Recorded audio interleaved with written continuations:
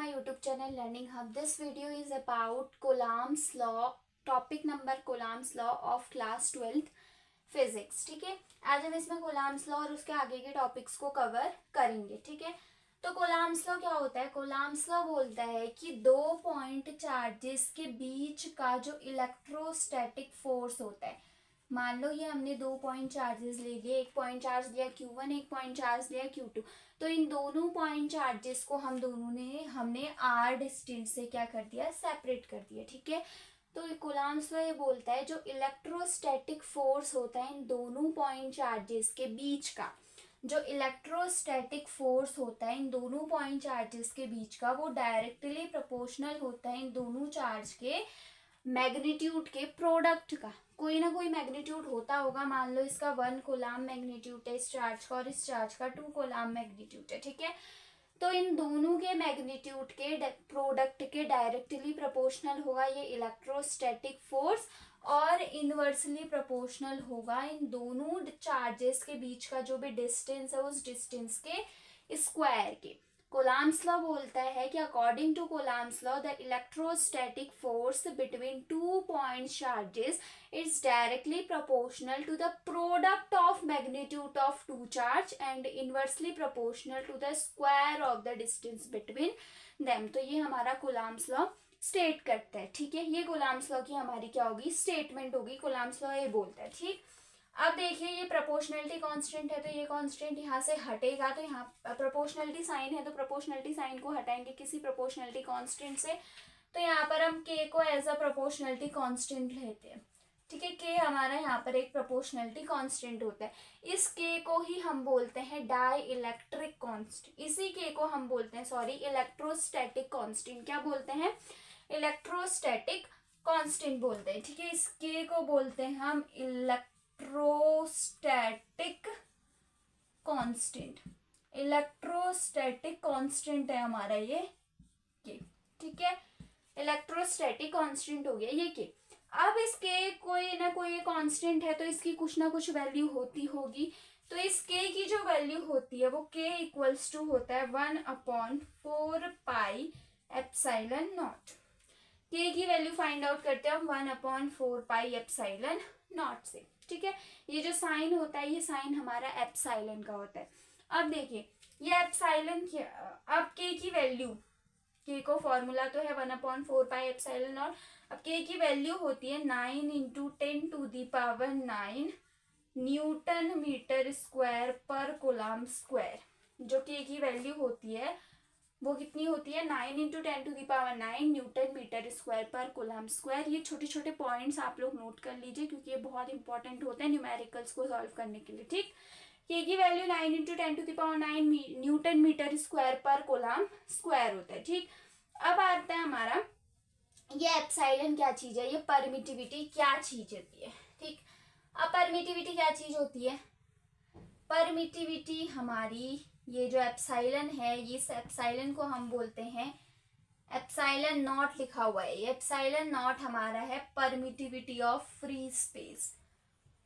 Permittivity of free space. Free space की क्या होती है, ये परमिटिविटी होती है. ठीक है, फ्री स्पेस मतलब हो गया हमारा वैक्यूम. वैक्यूम टाइप वैक्यूम होता है, जैसे वैक्यूम में कोई भी एयर नहीं होती, same way permittivity of free space किसी एक वैक्यूम की परमिटिविटी होती है हमारी एप्सिलॉन नॉट, जहां कोई भी एयर प्रेजेंट नहीं होती. ठीक है, ये जो होती है परमिटिविटी ऑफ फ्री स्पेस ये डिपेंड करती है, कभी कभी क्वेश्चन आता है नोट करके लिख लीजिए, इट डिपेंड्स ऑन. ये किस पे डिपेंड करती है? इट डिपेंड्स ऑन, किस पे डिपेंड करेगी? फ्री स्पेस की परमिटिविटी है तो किस पे डिपेंड करेगी? नेचर ऑफ मीडियम की, उस मीडियम का नेचर क्या है उस पे डिपेंड करेगी. नेचर ऑफ मीडियम पे डिपेंड करेगी कि जहां पर ये है उस मीडियम का नेचर कैसा है. ठीक है, तो permittivity of free space depend करती है नेचर ऑफ मीडियम पे. अब इस परमिटिविटी ऑफ फ्री स्पेस इसकी जो वैल्यू होती है वो होती है हमारी 8.85 × 10⁻⁻12 newton inverse metre -2 coulomb square. ये इसकी क्या है, परमिटिविटी ऑफ फ्री स्पेस की वैल्यू है 8.85 into 10⁻⁻12 newton inverse metre -2 and second coulomb square. ठीक, तो ये कुछ था हमारे कूलाम्स लॉ के बारे में। उस कूलाम्स लॉ में इस के की वैल्यू के बारे में, ये के हमारा इलेक्ट्रोस्टैटिक कांस्टेंट होता है, इसकी वैल्यू होती है 1/4 पाई एप्सिलॉन नॉट। इसके की जो वैल्यू होती है वो 9 इंटू 10⁻⁹ न्यूटन मीटर स्क्वायर पर कूलाम स्क्वायर होती है। फिर इधर जो ये एप्सिलॉन नॉट आता है, इस एप्सिलॉन नॉट को हम बोलते हैं परमिटिविटी ऑफ फ्री स्पेस की या वैक्यूम की परमिटिविटी। ठीक है, ये permittivity of free space depend करती है नेचर ऑफ मीडियम पे, इंपॉर्टेंट क्वेश्चन है। ठीक, इसकी जो वैल्यू होती है वो 8.85 into 10⁻⁻12 newton inverse metre -2 coulomb square होती है। ठीक, इतनी बात समझ आ गई होगी। अब हमारा इसी में दूसरा टॉपिक आता है force between multiple charges. Multiple charges के बीच में क्या फोर्स लगता है। ठीक है, मल्टीपल चार्जेस बहुत सारे चार्जेस हो गए, तो उनके बीच में क्या फोर्स लगता है,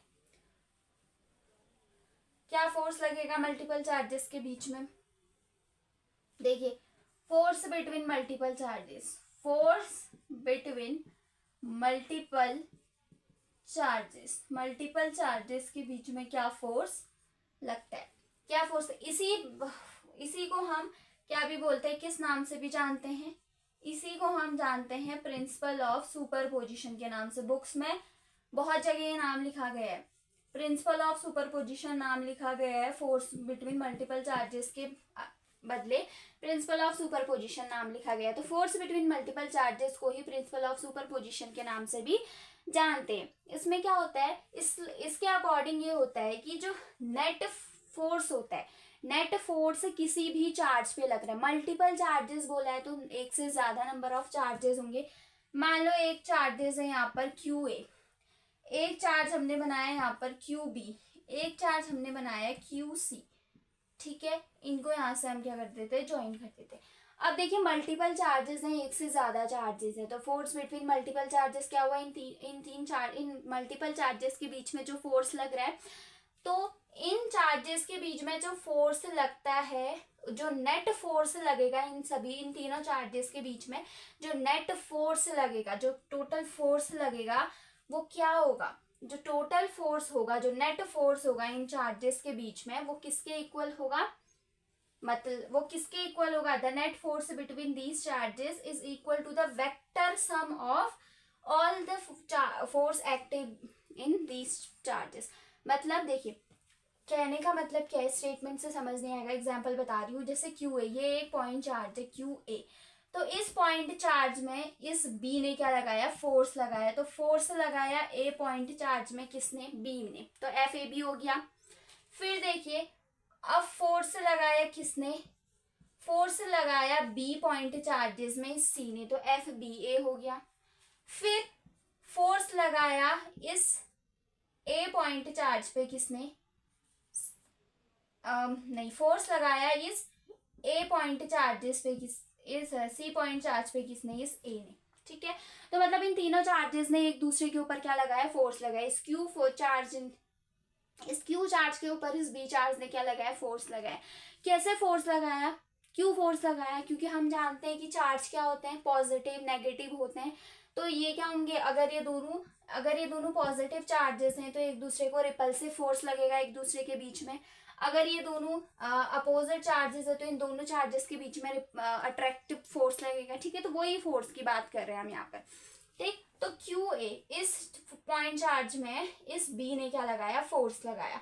फिर इस सी पॉइंट चार्ज पे इस बी ने क्या लगाया, फोर्स लगाया। फिर इस इस बी पॉइंट चार्ज पे सी ने फोर्स लगाया। फिर इस सी पॉइंट चार्ज पे इस ए ने फोर्स लगाया। ठीक है, तो तीनों ने एक दूसरे पे क्या लगाया, फोर्स लगाया।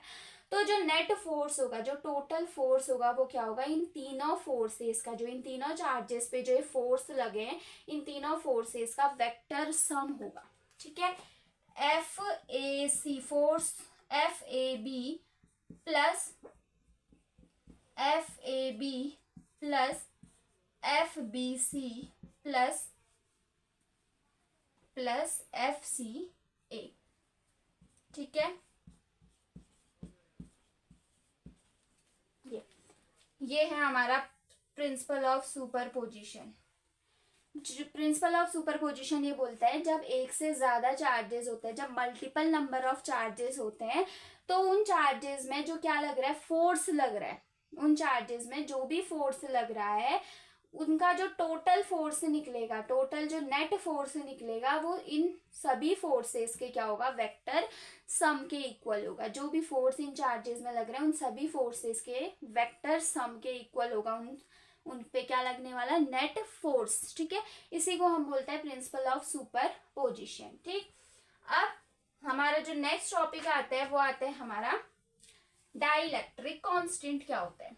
ठीक है, इससे रिलेटेड क्वेश्चंस भी हैं, क्वेश्चन हम नेक्स्ट वीडियो में कंप्लीट करेंगे, अभी हम खाली टॉपिक कवर कर ले रहे हैं। ठीक है, डाइलेक्ट्रिक कांस्टेंट क्या होता है, डाइलेक्ट्रिक कांस्टेंट और रिलेटिव परमिटिविटी। तीसरा टॉपिक हमारा डाई इलेक्ट्रिक कांस्टेंट और रिलेटिव परमिटिविटी, और रिलेटिव परमिटिविटी। अब डाइलेक्ट्रिक कांस्टेंट क्या है और रिलेटिव परमिटिविटी क्या है। डाइलेक्ट्रिक कांस्टेंट और रिलेटिव परमिटिविटी क्या है।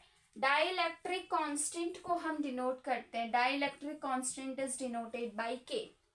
ठीक है, डाइलेक्ट्रिक कांस्टेंट जो होता है एफ नॉट अपॉन एफ का रेशियो होता है। तो हम इसको कैसे डिफाइन कर सकते हैं कि dielectric constant is equal to the ratio of force between 2 point charges in vacuum. 2 point charges के बीच में जो फोर्स लग रहा है वैक्यूम में, ये फोर्स इन वैक्यूम है, वैक्यूम में लगने वाला फोर्स, और ये जो है ये फोर्स इन मीडियम में लगने वाला फोर्स है। 2 पॉइंट चार्जेस अगर वैक्यूम में है तो वैक्यूम में जो फोर्स लग रहा है वो एफ नॉट से डिनोट करते हैं, और जो 2 पॉइंट चार्जेस के बीच में जो फोर्स लग रहा है किसी मीडियम में उसको हम एफ से डिनोट करेंगे। तो dielectric constant is equal to the ratio of force between 2 point charges in vacuum to the force between 2 point charges in any other medium. ठीक है, ये हो गई हमारी डाइलेक्ट्रिक कांस्टेंट की डेफिनेशन। ठीक, डाइलेक्ट्रिक कांस्टेंट को इस तरीके से डिनोट किया जाता है, के से डिनोट किया जाता है, K is equals to F naught upon F होता है। ये एफ नॉट वैक्यूम में लगने वाला फोर्स है, ये एफ जो है किसी मीडियम में लगने वाला फोर्स है।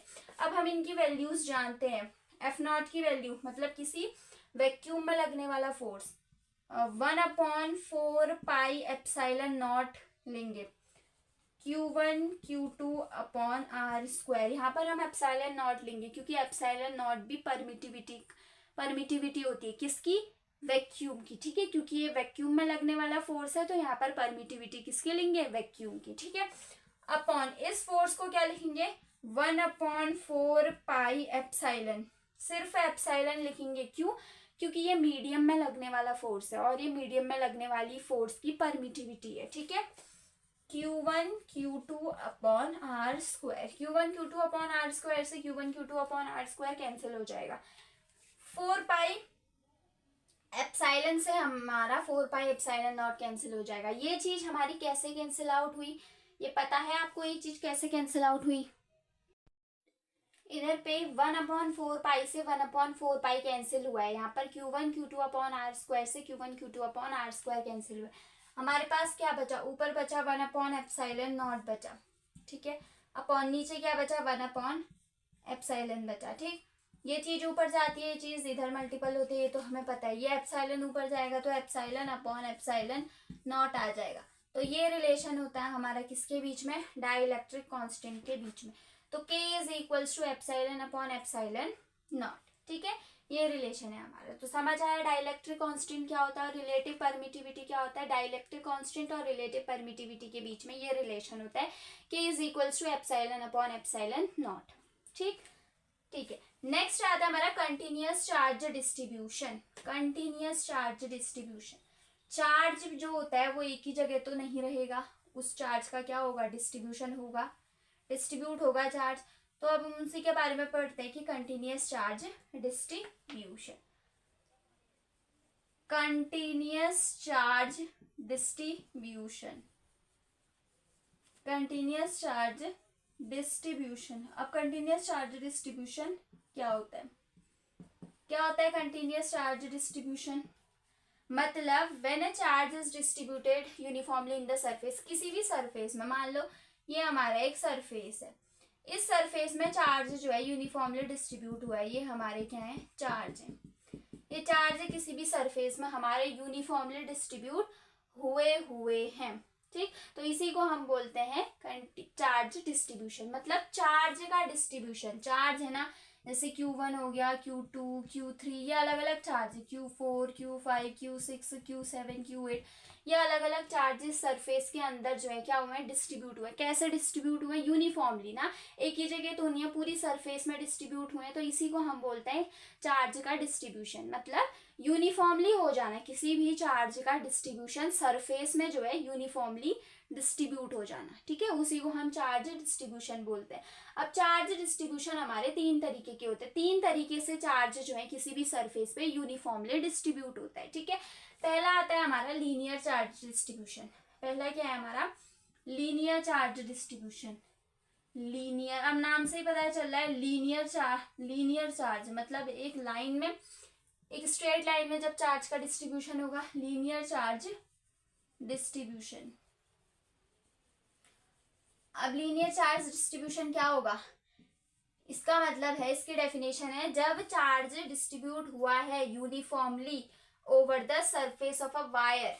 हमने देखा ना, वायर ऐसा होता है, सिलेंड्रिकल होता है, तो वायर की सरफेस पे जब चार्ज यूनिफॉर्मली डिस्ट्रीब्यूट होगा तो उसे हम बोलेंगे linear charge distribution.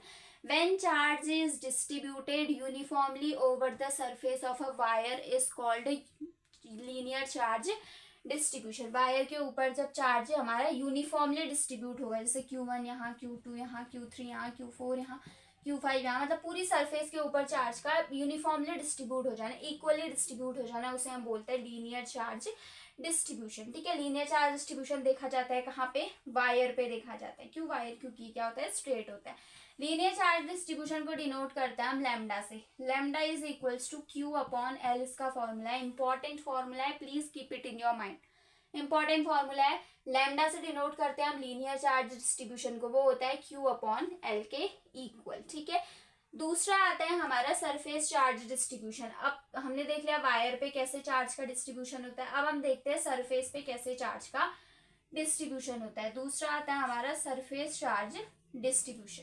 Surface charge distribution क्या होता है, जब चार्ज यूनिफॉर्मली डिस्ट्रीब्यूट होगा over the surface of a body, किसी भी बॉडी की सरफेस पे। मान लो ये कोई भी एक बॉडी है, इस बॉडी की सरफेस पे जब चार्ज हमारा यूनिफॉर्मली डिस्ट्रीब्यूट होगा तो हम उसे बोलेंगे सरफेस चार्ज डिस्ट्रीब्यूशन, ठीक है। या ये ब्लैक व्हाइट बोर्ड है, इस व्हाइट बोर्ड की सरफेस पे अगर चार्ज यूनिफॉर्मली डिस्ट्रीब्यूट होगा तो हम उसे भी सरफेस चार्ज डिस्ट्रीब्यूशन बोलेंगे, ठीक है। सरफेस चार्ज डिस्ट्रीब्यूशन को हम डिनोट करते हैं सिग्मा से। किससे, सिग्मा। सिग्मा इक्वल्स टू होता है Q अपॉन A, ठीक। ये सरफेस चार्ज डिस्ट्रीब्यूशन का फॉर्मूला है, सिग्मा इज इक्वल्स टू होता है Q अपॉन A, ठीक है। अब नेक्स्ट आता है हमारा तीसरे तरीके का charge distribution, volumetric charge distribution. तीसरा हमारा आता है volumetric charge distribution. Volumetric charge distribution, volume में कैसे चार्ज डिस्ट्रीब्यूट होता है, जब चार्ज किसी वॉल्यूम में या किसी 3D स्फीयर में जो है, 3D में यूनिफॉर्मली जब चार्ज डिस्ट्रीब्यूट होगा। हम इसमें वॉल्यूमेट्रिक चार्ज डिस्ट्रीब्यूशन में हम 3D स्ट्रक्चर भी ले सकते हैं, जिसकी लेंथ ब्रेथ हाइट हो, उसी को तो वॉल्यूम बोलते हैं, volume equals to length breadth height होता है ना। तो 3D सरफेस में भी चार्ज का डिस्ट्रीब्यूशन यूनिफॉर्मली हो रहा है तो उसे भी हम वॉल्यूमेट्रिक चार्ज डिस्ट्रीब्यूशन कहेंगे, या किसी भी वॉल्यूम में चार्ज अगर यूनिफॉर्मली डिस्ट्रीब्यूट हो रहा है तो हम उसे वॉल्यूमेट्रिक चार्ज डिस्ट्रीब्यूशन कहेंगे, ठीक है। वॉल्यूमेट्रिक चार्ज डिस्ट्रीब्यूशन को डिनोट किया जाता है रो से। रो इज इक्वल्स टू होता है हमारा Q अपॉन V। ये हमारे तीन तरीके के हमने चार्ज डिस्ट्रीब्यूशन पढ़े, linear charge distribution, surface charge distribution and volumetric charge distribution, ठीक है। इनके जो फॉर्मूले हैं वो बहुत इंपॉर्टेंट है, न्यूमेरिकल्स में काम आएंगे। नेक्स्ट हम पढ़ते हैं अब इलेक्ट्रिक फील्ड के बारे में। इलेक्ट्रिक फील्ड क्या होता है, इलेक्ट्रिक फील्ड क्या होता है, इलेक्ट्रिक फील्ड। अब इलेक्ट्रिक फील्ड क्या होता है, इलेक्ट्रिक फील्ड होता है हमारा फोर्स एक्सपीरियंस्ड, कोई एक पॉइंट चार्ज, मान लो ये एक पॉइंट चार्ज है, ये एक टेस्ट चार्ज है, test charge, test charge, test charge वो होगा जो हमने किसी पॉइंट चार्ज के चारों तरफ रखा होगा। मान लो ये एक पॉइंट चार्ज हमारा Q है, ये हमारा एक टेस्ट चार्ज है Q0। टेस्ट चार्ज वो ऐसा चार्ज है जिसको हम यूज कर रहे हैं इलेक्ट्रिक फील्ड को डिफाइन करने के लिए कि यहाँ पर इलेक्ट्रिक फील्ड है, उसे हम टेस्ट चार्ज बोलेंगे। ठीक है, ये हमारा एक टेस्ट चार्ज है। ये टेस्ट चार्ज इस पॉइंट चार्ज के अराउंड, इस पॉइंट चार्ज के अराउंड कितना फोर्स एक्सपीरियंस कर रहा है। ये test charge, force experienced by a test charge around any point charge is known as electric field. कोई भी टेस्ट चार्ज किसी पॉइंट चार्ज के अराउंड, कोई चार्ज है तो उस चार्ज के चारों तरफ क्या होगा, कोई ना कोई फोर्स होगा, इलेक्ट्रिक फील्ड होगा। इलेक्ट्रिक फील्ड मतलब जैसे हम पढ़ते हैं ना मैग्नेटिक फील्ड, कोई मैग्नेट रखते हैं तो वो अपने चारों तरफ क्या कर देता है, मैग्नेटिक फील्ड प्रोड्यूस कर देता है। ठीक है, तो वैसा ही इलेक्ट्रिक चार्ज भी है, इलेक्ट्रिक फील्ड भी है कि एक पॉइंट चार्ज के चारों तरफ कोई चार्ज, कोई दूसरा चार्ज कितना फोर्स एक्सपीरियंस कर रहा है, उसी को हम बोलेंगे उसकी इलेक्ट्रिक फील्ड। ठीक है, अब इलेक्ट्रिक फील्ड जो है, इलेक्ट्रिक फील्ड को ई से डिनोट किया जाता है, कैपिटल ई से डिनोट किया जाता है इलेक्ट्रिक फील्ड को। इलेक्ट्रिक फील्ड होता है हमारा F/Q, नॉट भी लिख सकते हैं, F/Q लिखते हैं। ठीक है, इलेक्ट्रिक फील्ड किसके इक्वल होता है, F/Q के। मतलब कोई एक पॉइंट, कोई एक टेस्ट चार्ज कितना फोर्स एक्सपीरियंस कर रहा है around any charge is known as electric field. ठीक है, ये हमारा एक वेक्टर क्वांटिटी होता है, it is a vector quantity, ये हमारी एक वेक्टर क्वांटिटी होती है। इलेक्ट्रिक फील्ड के पास मैग्नीट्यूड भी होता है एज वेल एज उसके पास उसकी डायरेक्शन भी होती है। तो इलेक्ट्रिक फील्ड हमारी एक वेक्टर क्वांटिटी होगी, इसको हम ऐसे भी दिखा सकते हैं। ठीक है, दूसरा होता है कि ऐसा यूनिट क्या होती है इसकी ऐसा यूनिट होती है, फोर्स की ऐसा यूनिट क्या होती है, न्यूटन पर। चार्ज की ऐसा यूनिट होती है कोलाम। तो इलेक्ट्रिक फील्ड की ऐसा यूनिट होती है न्यूटन पर कोलाम। ठीक है, ये था हमारा इलेक्ट्रिक फील्ड। ठीक, अब इलेक्ट्रिक फील्ड है तो कुछ ना कुछ उसकी प्रॉपर्टीज भी होंगी। तो पहली प्रॉपर्टी आती है इलेक्ट्रिक फील्ड की, पहली प्रॉपर्टी क्या हो जाएगी इलेक्ट्रिक फील्ड की, पहली प्रॉपर्टी है कि ये क्या होते हैं, इमेजिनरी कंटिन्यूअस कर्व्स होते हैं। इमेजिनरी, खाली मतलब इमेजिन करने आए, इमेजिनरी कंटिन्यूअस कर्व्स होते हैं, कंटिन्यूअस कर्व्स। जो इलेक्ट्रिक फील्ड लाइंस होती हैं, इलेक्ट्रिक फील्ड लाइंस जो होंगी वो क्या होंगी, इमेजिनरी कंटिन्यूअस कर्व्स होंगी, मतलब लगातार चलते रहेंगी, कहीं पर भी रुकेंगी नहीं, कंटिन्यूअस कर्व्स होंगी। तो इलेक्ट्रिक फील्ड लाइंस क्या होती है, they are imaginary continuous curves होती है। ठीक है, इमेजिनरी होंगी, हाइपोथेटिकल होंगी। ठीक है, दूसरी इसकी प्रॉपर्टी होती है कि they do not form a closed loop. एक तो कंटिन्यूअस कर्व्स होंगी, लगातार चले जाने वाले कर्व्स होंगे। दूसरी प्रॉपर्टी इसकी होती है कि they do not form a closed loop, they not form a closed loop, एक क्लोज्ड लूप फॉर्म नहीं करेंगे, they not form a closed loop. मतलब जैसे ये होता है क्लोज्ड लूप, इस तरीके का क्लोज्ड लूप फॉर्म नहीं करेंगी। क्या, electric field lines do not form a closed loop, closed loop form नहीं करती हैं electric field lines.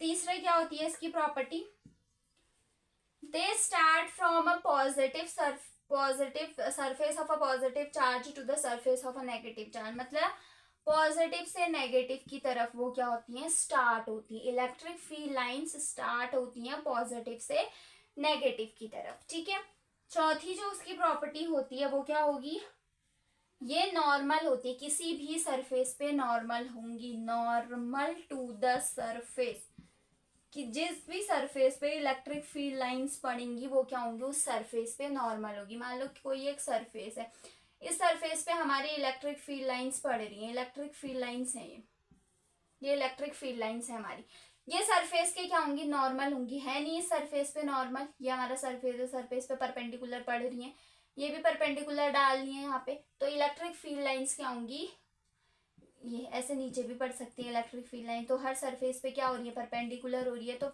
Electric field lines क्या होती हैं, परपेंडिकुलर टू द सरफेस होती है, किसी भी सरफेस पे परपेंडिकुलर होंगी, ठीक है, मतलब नॉर्मल फॉर्म करेंगी। ठीक, नेक्स्ट होता है हमारा, नेक्स्ट क्या होगा, they do not intersect each other, not intersect each other, not intersect, एक दूसरे को इंटरसेक्ट नहीं करेंगी। ऐसा नहीं हो सकता कभी भी, इलेक्ट्रिक फील्ड लाइन से एक दूसरे को इंटरसेक्ट नहीं कर सकती। क्यों नहीं कर सकती इलेक्ट्रिक फील्ड लाइन से एक दूसरे को इंटरसेक्ट? कभी क्वेश्चन आता है कि इलेक्ट्रिक फील्ड लाइन से एक दूसरे को इंटरसेक्ट क्यों नहीं कर सकती, तो फील्ड लाइंस एक दूसरे को इंटरसेक्ट इसीलिए नहीं कर सकती, अगर ये ऐसा करती हैं, अगर फील्ड लाइन ऐसा करती हैं कि वो एक दूसरे को इंटरसेक्ट करती हैं, तो वहां पर जो है वो जो है दो डायरेक्शन दिखा रही है, एक समय पे दो डायरेक्शन दिखा रही होती है, जो क्या है, पॉसिबल नहीं है। कोई चीज एक समय पे दो डायरेक्शन दिखाए पॉसिबल नहीं है। जैसे हम कंपास लेते हैं, कंपास लेते हैं तो कंपास में क्या होती है, कंपास एक समय पे एक ही डायरेक्शन दिखाते हैं ना। अगर इलेक्ट्रिक फील्ड लाइंस एक समय पे दो डायरेक्शन अगर एक दूसरे को इंटरसेक्ट करती तो क्या होता, कंपास एक समय पे दो डायरेक्शन दिखाता है, जो पॉसिबल नहीं होता है। इसीलिए इलेक्ट्रिक फील्ड लाइंस एक दूसरे को इंटरसेक्ट नहीं करती है। समझ आया? नेक्स्ट हो जाएगा, जहां पर भी जो टेंजेंट होता है इलेक्ट्रिक फील्ड लाइंस पे, जो टेंजेंट पड़ती है, वो टेंजेंट जो है क्या दिखाती है, direction of electric field lines दिखाती है। फिफ्थ प्रॉपर्टी है tangent on electric field lines, tangent on tangent at a point, लिखो जिस पॉइंट पे टेंजेंट पड़ेगी, tangent at a point on electric field lines, EFL लिखा है, समझ लेना, electric field lines. Electric field lines पे जो टेंजेंट पड़ती हैं वो क्या रिप्रेजेंट करती है, रिप्रेजेंट करती है डायरेक्शन, क्या रिप्रेजेंट करती है, direction of electric field lines, electric field lines की डायरेक्शन को रिप्रेजेंट करती है। मान लो ये इलेक्ट्रिक फील्ड लाइंस है, इलेक्ट्रिक, जैसे ये एक सरफेस है, ठीक है, ये हमारा एक सरफेस है, इस सरफेस पे इलेक्ट्रिक फील्ड लाइंस हुई।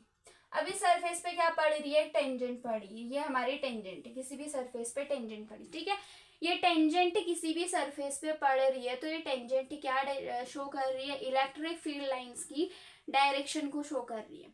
किसी भी सरफेस पे अगर टेंजेंट पड़ती है तो ये टेंजेंट शो करती है इलेक्ट्रिक फील्ड लाइंस की डायरेक्शन को, ठीक है। तो ये कुछ प्रॉपर्टीज थी किसकी, इलेक्ट्रिक फील्ड लाइंस की प्रॉपर्टीज है। इलेक्ट्रिक फील्ड लाइंस की प्रॉपर्टी, पहली प्रॉपर्टी कि electric field lines imaginary continuous curves होती हैं, इमेजिनरी होंगी, कंटिन्यूअस कर्व्स होंगी। हम बोलते हैं ना, हम जानते हैं कि इलेक्ट्रिक फील्ड लाइन से क्लोज्ड लूप फॉर्म नहीं कर सकती, ठीक, तो इसलिए बोला है कि इलेक्ट्रिक फील्ड लाइंस खाली हम इमेजिन कर सकते हैं कि वो एक कंटिन्यूअस कर्व्स है, मतलब लगातार बनने वाले कर्व्स है, ठीक है। दूसरी प्रॉपर्टी है कि electric field lines closed loop form नहीं करती, मतलब ऐसे नहीं होती electric field lines, closed loop को फॉर्म नहीं करती है इलेक्ट्रिक फील्ड लाइंस, ठीक है।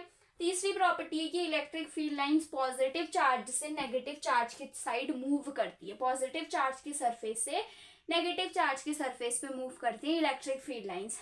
चौथी प्रॉपर्टी है कि इलेक्ट्रिक फील्ड लाइन जो होती है किसी भी सरफेस पे नॉर्मल होती है, ठीक है, किसी भी सरफेस पे, जैसे इलेक्ट्रिक फील्ड लाइन इस सरफेस पे पड़ी है तो हम देख रहे हैं ना ये परपेंडिकुलर आ रही है, तो इलेक्ट्रिक फील्ड लाइंस किसी भी सरफेस पे नॉर्मल होती है, ठीक है। पांचवी प्रॉपर्टी है कि इलेक्ट्रिक फील्ड लाइंस एक दूसरे को इंटरसेक्ट नहीं करती है, ठीक। नेक्स्ट प्रॉपर्टी है कि किसी भी सरफेस पे अगर टेंजेंट पड़ रहा है तो वो टेंजेंट क्या दिखाएगा, इलेक्ट्रिक फील्ड लाइंस की डायरेक्शन को दिखाता है, ठीक है। ये हमारी कुछ प्रॉपर्टीज हो गई इलेक्ट्रिक फील्ड लाइंस की, ठीक। अब एक और चीज आती है, एक पॉइंट है कि हम निकालते हैं एक पॉइंट चार्ज की वजह से कितना इलेक्ट्रिक फील्ड बन रहा है, electric field on a point charge, due to a point charge electric field कितना फॉर्म होता है। नेक्स्ट टॉपिक है हमारा इलेक्ट्रिक, अब नेक्स्ट टॉपिक है हमारा electric field due to a point charge, एक पॉइंट चार्ज की वजह से कितना इलेक्ट्रिक फील्ड बनता है, ठीक है।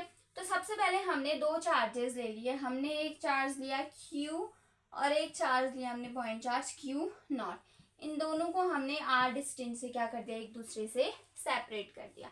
अब हम इलेक्ट्रिक फील्ड की डेफिनेशन जानते हैं कि electric field equals to F upon Q naught होता है। मतलब कोई भी टेस्ट चार्ज कितना फोर्स एक्सपीरियंस कर रहा है अराउंड किसी भी एक पॉजिटिव पॉइंट चार्ज के अराउंड कोई एक टेस्ट चार्ज कितना फोर्स एक्सपीरियंस कर रहा है, उसी को हम इलेक्ट्रिक फील्ड बोलते हैं। ठीक है, तो वही लिख दिया हमने, इलेक्ट्रिक फील्ड इक्वल्स टू। अब हम इस एफ को क्या लिख सकते हैं, एफ को फोर्स का फॉर्मूला होता है 1/4πε0 Q1 Q2 upon R square, ये होता है फोर्स का फॉर्मूला, हम जानते हैं। अब हम 1/4πε0 को के लिख सकते हैं, क्योंकि के की तो वैल्यू होती है 1/4πε0। सो इन प्लेस ऑफ 1/4πε0 हमने के रखा और Q1 Q2 upon R square as it is रहेगा। तो एफ की जगह हम लिख देंगे के Q1 Q2 upon R square upon नीचे Q0 एज इट इज रहेगा। ठीक है, अब देखते हैं, अब देखना ये, अब देखते हैं ये चीज इसके साथ क्या हो जाएगी, मल्टीपल में चले जाएगी। तो ये हो जाएगा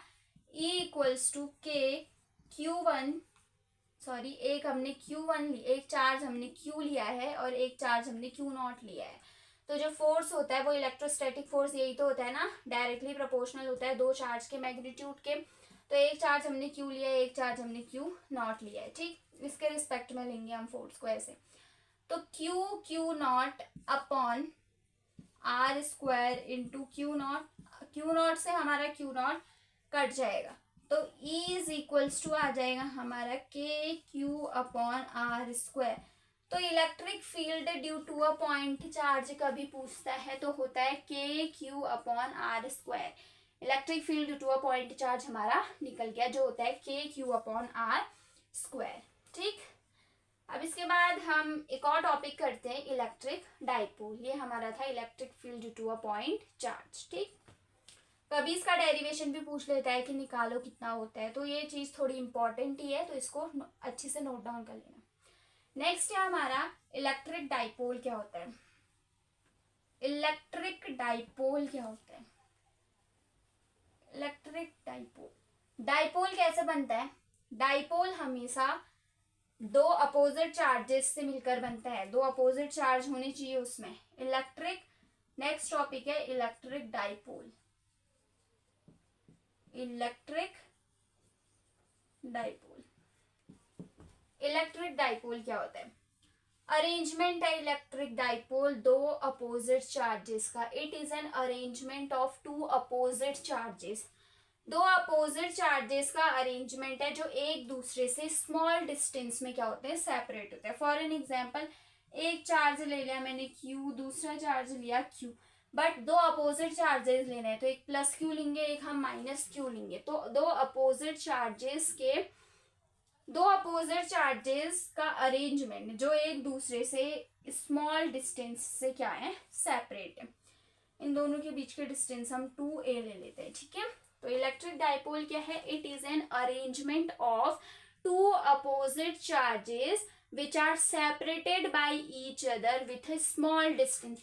ये जो डिस्टेंस होगी ना, ये डिस्टेंस हमारी स्मॉल डिस्टेंस होगी, तभी हमारा डाइपोल बनता है। डाइपोल के लिए कंडीशन होती है कि दो अपोजिट चार्जेस होने चाहिए और जो एक दूसरे से स्मॉल डिस्टेंस से सेपरेट होनी चाहिए, डिस्टेंस बड़ी नहीं होनी चाहिए, स्मॉल डिस्टेंस से सेपरेट होनी चाहिए। अगर डिस्टेंस बड़ी आ गई इन दोनों चार्जेस के बीच में तो फोर्स क्या हो जाएगा, कम हो जाएगा। ठीक है, फोर्स, अट्रैक्टिव फोर्स जो हो जाएगा वो कम होगा, इसीलिए डिस्टेंस हमेशा स्मॉल डिस्टेंस लेंगे जब भी हम डाइपोल फॉर्म करेंगे। तो ठीक है, ये थी हमारी इलेक्ट्रिक डाइपोल। अब इलेक्ट्रिक डाइपोल मूवमेंट क्या होता है, इलेक्ट्रिक डाइपोल मूवमेंट क्या होता है, electric dipole movement, dipole movement क्या हुआ, डाइपोल मूवमेंट को हम स्मॉल p से डिनोट करते हैं। डाइपोल मूवमेंट को कैसे डिनोट करते हैं, स्मॉल p से डिनोट करते हैं। ये चीज हमारी एक वेक्टर क्वांटिटी होती है। तो जो वो डाइपोल होता है, इलेक्ट्रिक डाइपोल इक्वल होता है Q इंटू 2a की। इलेक्ट्रिक डाइपोल का फॉर्मूला है electric dipole is equal to Q into 2a। तो इसकी डेफिनेशन क्या होगी, it is defined as the product of magnitude of charges, इन दोनों चार्जेस के मैग्नीट्यूड के, and the distance between them, और इन दोनों चार्जेस के बीच की जो डिस्टेंस है उसका प्रोडक्ट, चार्जेस का मैग्नीट्यूड और चार्जेस के बीच की डिस्टेंस का प्रोडक्ट ही हमें क्या देता है, इलेक्ट्रिक डाइपोल देते हैं, ठीक है। इलेक्ट्रिक डाइपोल मूवमेंट क्या है, it is the product of the magnitude of two charge, दोनों चार्ज का जो मैग्नीट्यूड है, and the distance between them, और उन दोनों चार्ज के बीच की जो डिस्टेंस है, मैग्नीट्यूड और चार्ज का प्रोडक्ट, डिस्टेंस का प्रोडक्ट ही क्या होता है, हमें डाइपोल मूवमेंट देते हैं, ठीक है। डाइपोल मूवमेंट हमारी एक वेक्टर क्वांटिटी है, वेक्टर क्वांटिटी, इसके पास मैग्नीट्यूड भी है एज वेल एज डायरेक्शन भी है, तो ये एक वेक्टर क्वांटिटी है। इसकी एसआई यूनिट क्या हो जाएगी, एसआई यूनिट इधर ही से निकाल दो, एसआई यूनिट को, चार्ज की एसआई यूनिट होती है कोलाम, ये डिस्टेंस है तो डिस्टेंस की एसआई यूनिट हो जाएगी मीटर, तो कोलाम मीटर एसआई यूनिट होती है इलेक्ट्रिक डाइपोल की। जैसे हम जानते हैं कि electric field lines positive to negative move करती हैं, वैसे ही इलेक्ट्रिक डाइपोल की जो डायरेक्शन होती है, डायरेक्शन जो होती है वो क्या होती है, negative charge to positive charge, negative to positive होती है। इलेक्ट्रिक डाइपोल की जो डायरेक्शन होती है वो नेगेटिव टू पॉजिटिव होती है, ठीक है। ये था हमारा इलेक्ट्रिक डाइपोल के बारे में और इलेक्ट्रिक डाइपोल मूवमेंट के बारे में, ठीक। तो आज हम इस लेक्चर वीडियो में इतना ही करते हैं। अगर आपको ये वीडियो पसंद आई तो इसे लाइक, शेयर और सब्सक्राइब कीजिए और सारे सोशल मीडिया प्लेटफॉर्म्स पे शेयर कीजिए। Thank you.